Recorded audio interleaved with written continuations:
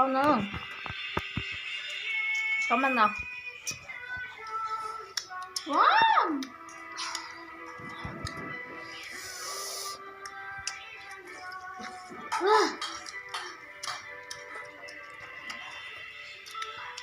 Không rất tệ không?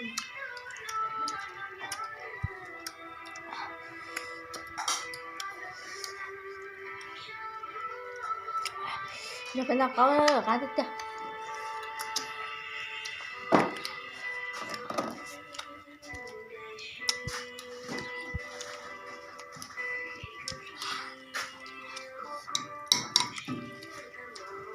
Nó chẳng dễ lắm mà.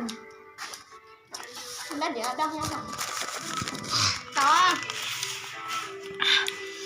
Nó đang để đâu? Thấy chưa?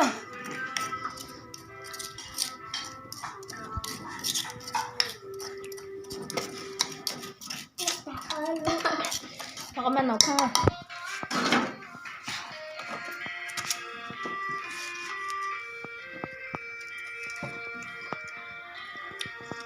Ăn thích nhớ nghe. Bây giờ có tôm sẽ cá thôi.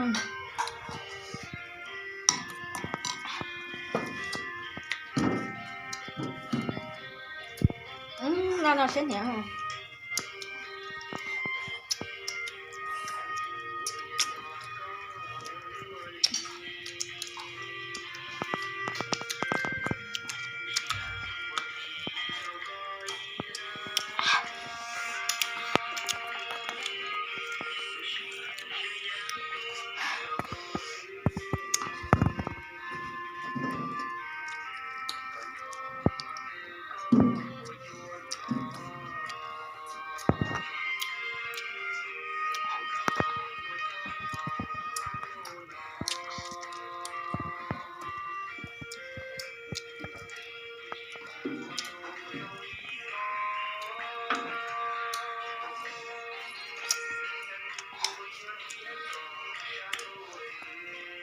Chỉ năng nó xa đẩy. Xa đôi không có xa nhá, chỗ đấy rất là xa.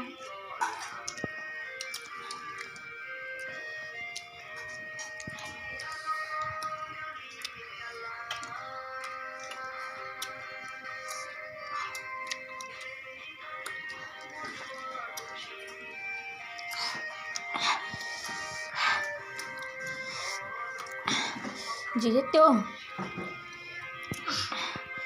Một chi chính nó. Nó hai loại à?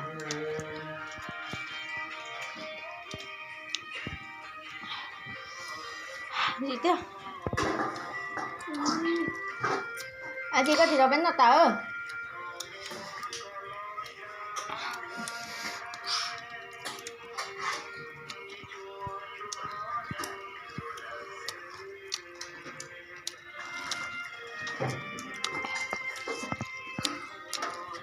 Cái thầu cũng sẽ có cái ông rồi cũng riêng chỉ trong cá thôi.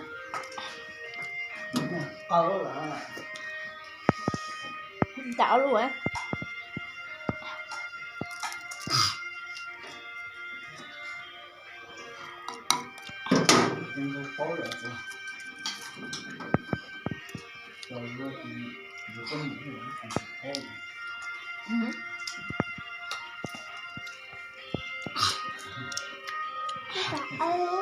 Nhiều.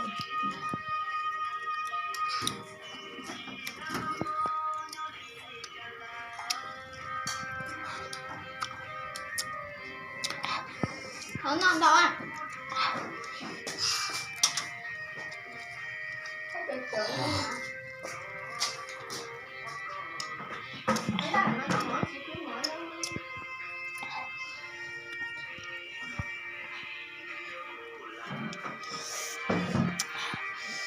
Ai chưa? Gì chứ?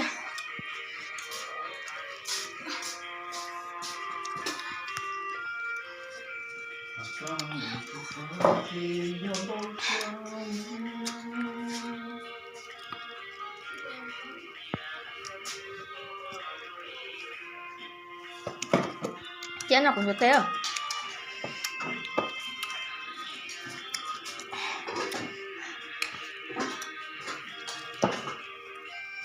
Dạ cô có sụt ra.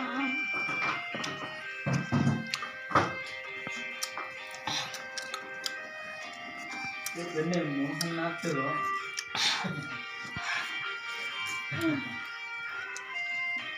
Con rửa tay ra.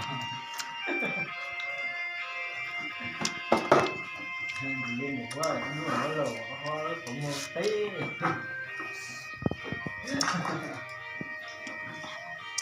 Thôi có này để bên này.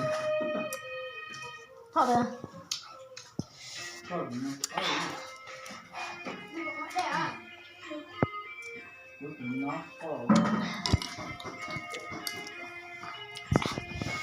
Có gì để chơi luôn. Vậy luôn chị thôi.